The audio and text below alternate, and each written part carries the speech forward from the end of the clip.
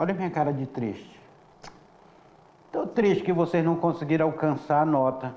Mas não fique triste não, porque agora chegou a oportunidade de vocês reverterem essa nota. Olha aí, o professor está dando um crédito, mais uma oportunidade para vocês. Então, preste atenção, porque agora nós iremos fazer a revisão da recuperação. E nós iremos recuperar essa nota. O nome já está falando. Vamos recuperar, vamos rever essa nota, vamos melhorar essa nota, porque aqui você não perde, aluno. Lhe dou mais essa chance para que você faça uma excelente prova de recuperação. Vamos lá na tela para a gente acompanhar aí direitinho? Vamos lá na tela porque nós estamos na aula 15, essa aula de recuperação. Então, dentro do nosso amor por Rondônia, vamos falar sobre esses assuntos que vão cair na recuperação. O assunto vai ser o Tratado de Madrid, coisa que já caiu lá na primeira prova. Os assuntos são basicamente o que tiveram na primeira prova. É claro que a avaliação ela vai ser diferente, ela vem com outra abordagem, mas vocês precisam entender o Tratado de Madrid. Esse domínio português até 1750, e depois essa ampliação do domínio português que se deu para o sertão brasileiro, que foi justamente o território português com o Tratado de Madrid. O território português ele passou a ser tudo isso, porque o mundo era dividido entre Portugal e Espanha. Eles saíram conquistando. Será que as pessoas tinham uma prepotência? Eles dividiram, foi o mundo no meio. Olha, daqui para cá era de Portugal, daqui para cá era da Espanha. Mas os portugueses vão começar a ocupar terras que eram da Espanha. E com isso eles assinam um Tratado de Madrid em 1750. Eles vão assinar o Tratado de Madrid. Por quê? Nesse período, os portugueses eles começam a ocupar essa região do sertão, porque em 1734 vai ser o período que nós vamos ter os novos sítios de mineração descobertos aqui no Vale do Guaporé, em 1734. Vejam, o Tratado de Madrid ainda não está assinado. Aqui, essas terras daqui do Vale do Guaporé ainda eram espanholas.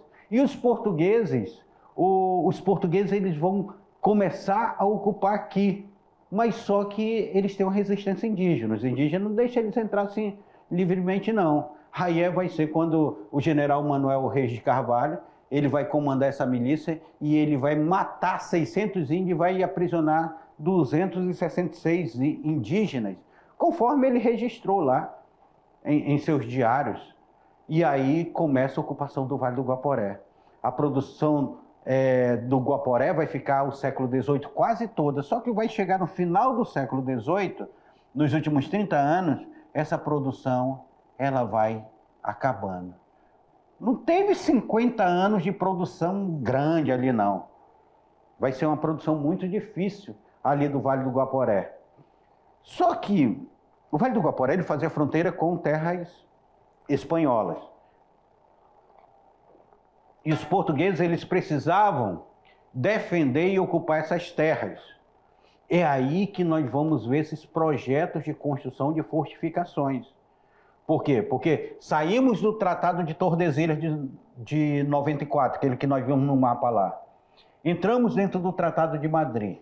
Se o Tratado de Madrid é de 1750, 20 anos depois, 25 anos depois, em 1775, os portugueses já começam bem antes, eles já começam a querer defender com fortificações.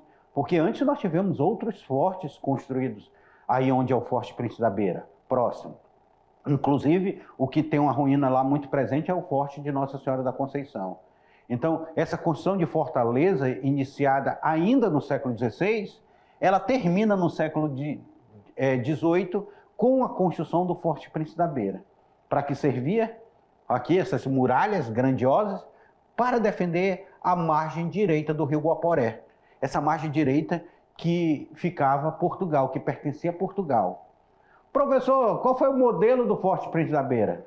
É aí quando nós deparamos o Forte Príncipe da Beira, aqui esses preparativos que se deram do Forte Príncipe da Beira, em 75, Dom Luiz de Albuquerque Pereira e Cáceres, ele vai ser o grande mentor desse processo de construção. Mas ele era o governador lá de Mato Grosso.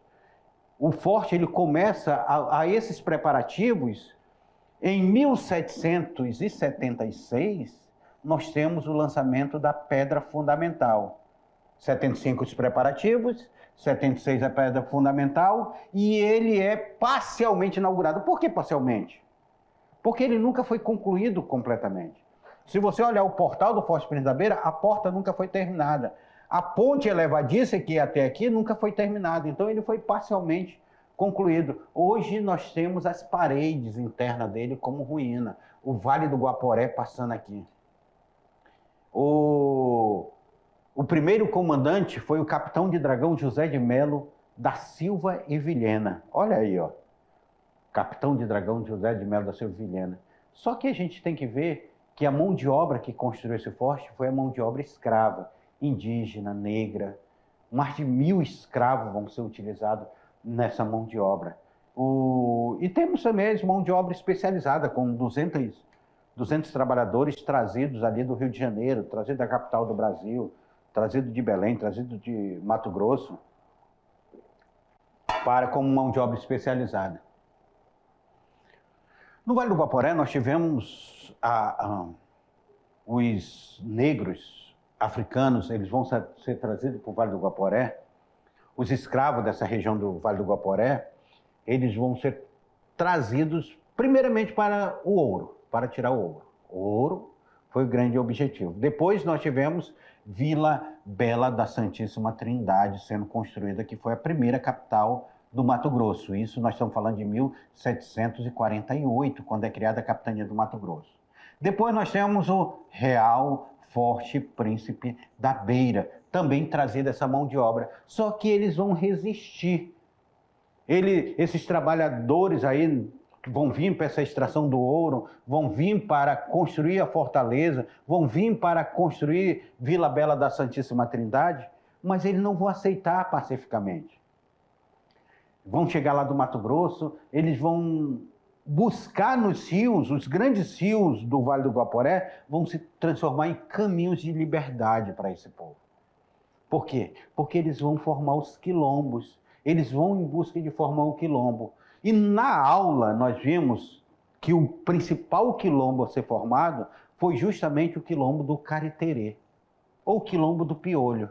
Aí nós nos deparamos com essa figura aqui chamada Teresa de Benguela, que era mulher de José Piolho e vai se tornar rainha do quilombo do Cariterê. Com a Teresa nós vamos ver a participação das mulheres dentro de uma ousadia muito grande para enfrentar os portugueses, não aceitar serem escravizadas pelos portugueses, serem violentadas, serem açoitadas. Não vão aceitar. E ela vai se juntar, não só mulheres negras, mas também mulheres indígenas vão se juntar dentro desse processo, dessa luta. A comunidade quilombola aí, aqui foi a visita da comunidade quilombola de Santa Fé, lá em Costa Marques. Aqui são professores de história, tá? Visitando a comunidade de Santa Fé. O processo de abandono da região do Vale do Guaporé pelos senhores brancos, o Forte Príncipe da Beira, Jesus, Laranjeira, Pedra Negra, Rolim de Moura do Guaporé, Santa Fé, Santo Antônio, tá? Acrescentamos Tarumã e Santa Cruz, são comunidade de remanescentes quilombolas, aqui no Vale do Guaporé. Na aula 8, que também vai ser assunto para a prova de vocês, nós nos deparamos agora com... Vamos sair um pouco da ocupação do Vale do Guaporé e vamos adentrar dentro da ocupação do Madeira, do Vale do Madeira. E aí nós vamos deparar com o primeiro ciclo da borracha aqui na Amazônia. Esse ciclo da borracha ele teve toda essa característica, o primeiro ciclo da borracha. A borracha chamada ouro branco. Ouro branco, imagina, as pessoas cobiçavam esse ouro branco, esse leite que saía e valia uma fortuna na Europa que estava entrando no processo de industrialização. Tá? Quais as consequências, professor, para a nossa região? Para Rondônia, nós tivemos uma consequência muito forte desse primeiro ciclo. Direto desenvolvimento de Rondônia, vai ser uma consequência direta. Por quê? Nós tivemos, primeiramente, o Tratado de Ayacucho. O Tratado de Ayacucho definiu essas fronteiras aqui, essas fronteiras entre o Brasil e a Bolívia, já são tratados assinados com a Bolívia, entre Brasil e a Bolívia. E tivemos também o Tratado de Petrópolis também, que é Brasil e Bolívia. A Bolívia já era independente, o Brasil já era independente. Então, nós temos esses tratados assinados entre esses dois países. Não é mais Portugal e Espanha. E nós tivemos a construção das linhas telegráficas e da estrada de ferro Madeira-Mamoré. Esse daqui, nós vamos dizer que o primeiro ciclo da borracha ele está relacionado diretamente à fundação de Porto Velho. Porque, principalmente com a construção da estrada de ferro Madeira-Mamoré. A estrada de ferro Madeira-Mamoré, ela só foi possível, só foi construída devido ao primeiro ciclo da borracha e devido ao Tratado de Petrópolis, para resolver a questão do Acre. Senão, não seria possível. Só que o povo que estava aqui estava sem comunicação com o restante do Brasil. Aí é onde entra a figura do Rondon para fazer as linhas telegráficas. E quem é esse Rondon? Qual é esse papel desse Rondon? Por que o nosso estado recebe o nome de Rondônia em homenagem a esse homem? Rondon, nós vamos nos deparar aqui com essa figura. Nós precisamos entender aqui, ó. Rondon é um militar, nasce em Santo Antônio de Levegê, lá no Mato Grosso, e Rondon depois ele vai para o Rio de Janeiro. O que nos interessa maior é a saída dele para o Rio de Janeiro em 1881. Porque lá no Rio de Janeiro ele vai assentar praça, ou seja, ele vai ser um soldado lá, vai servir o exército e tudo. Aí logo em seguida, em 1885, ele entra na Escola Militar da Praia Vermelha, que é uma grande escola militar que formou vários oficiais brasileiros. Vai concluir justamente em 1889. Ele vai se tornar tenente, o curso dele de oficial. Em 1889, nós estamos passando pela proclamação da República Federativa do Brasil. O Brasil está se tornando um país republicano. Rondon, então, depois já entra no processo republicano e ele vai aqui assumir, vai ajudar a construir as linhas telegráficas do Mato Grosso a Goiás. Mato Grosso a Goiás. Isso é uma figura de Rondon. Rondon era descendente indígena. Como eu falo que ele era descendente indígena, ele tem uma relação muito direta com o movimento indigenista. Rondon foi fundador, em 1910, do SPI, o Serviço de Proteção Índio, que depois vai se tornar a FUNAI. Até sua morte em 1985, trabalhou para proteger suas tradições. Em 52, Rondon vai propor a criação do Parque Xingu. Olha a relação dele com os indígenas. Em 46, olha aqui, ó, em 46, antes de 52 aqui, ó, em 46 nós temos ele liderando a pacificação dos índios bororos, os Nhambiquaras, os Botocudos, os Mutinas, os Parintitins, os Urubus e os Chavantes. Então Rondon ele tem uma relação direta com esse povo, muito direta com esse povo. Rondon, por isso que ele vai ter essa relação com o estado de Rondônia, porque as linhas telegráficas elas vão aparecer paralelo à construção da estrada de ferro Madeira-Mamoré para ser a comunicação que é dada. Apesar que quando ela chegou aqui, nós já tínhamos o telégrafo sem fio, mas chega e o Rondon ele vai ter essa relação. Relação essa que leva o estado de Rondônia, aonde ele rasgou essas terras, que Roquete Pinto dizia terras de Rondônia, já lá em 1915. Em 1956, o Território Federal do Guaporé, em homenagem a Rondon, passa a ser chamado Território Federal de Rondônia. É uma homenagem justamente a essa figura. Só que em 58, 2 anos depois, aos 92 anos, ele morre na cidade do Rio de Janeiro. Mas o que vai ser essas linhas telegráficas? O que representou essas linhas telegráficas? A linha telegráfica ela é dada em 3 momentos, em 1907, em 1908 e em 1909. Tá? Ela é dada nesses 3 momentos. Em 1907 é o início dela.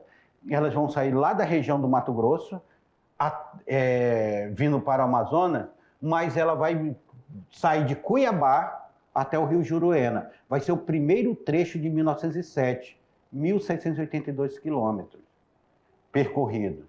Depois, em 1908, ela já vai ser mais expandida. Ela já vai sair do trecho lá do Rio de Juruena até a Serra do Norte. Vai ser 1.653 quilômetros percorridos. Rondon está demarcando, está abrindo clareira, está traçando o trecho. Imagina vocês a dificuldade que era rasgar a floresta amazônica para colocar postes. Não era fácil, não. Mas nós estamos mais relacionados a essa expedição de 1909, porque a expedição de 1909 ela vai ser a mais famosa, com 2.232 quilômetros, porque ela vai varar justamente a mata fechada, a mata mais fechada que temos, tá? Porque ela vai sair da Serra do Norte até o Rio Madeira. Aqui foi o trecho mais difícil para Rondon. Aqui que Rondon foi atacado pelos indígenas, aqui nesse período que Rondon quase morre de tanta malária que ele pegou. O sertanista não tinha uma única direção rumo ao Rio Madeira, pois ele tinha que ir em todas as direções fazendo reconhecimento. Então é por isso que essa expedição é a expedição mais importante para Rondônia, porque ela traçou basicamente o que hoje é a BR-364, que passa dentro do estado de Rondônia. Só que as linhas telegráficas, elas que vão ser concluídas em 1915, elas já estão obsoletas. Já temos o telégrafo sem fio, já temos o telefone aparecendo, já temos o rádio amador. Tanto é que em menos de 15 anos, aqui, 16 anos, vamos colocar aqui, já se pensava em destruir. O José Américo de Almeida, que era ministro da Aviação Pública, já pensava, vamos destruir a linha telegráfica, não serve mais para nada. Aí o Aloysio Ferreira, que tinha trabalhado também na linha telegráfica, estava como superintendente da Estrada de Ferro Madeira Mamoré, vai dizer, não, aguenta aí essa linha telegráfica, vamos deixar ela em pé, os portes em pé. Só que aí nós temos a abertura da BR-029, que depois vai se tornar a BR-364. Aí a linha telegráfica ela vai ser desativada completamente. Obras que foram construídas.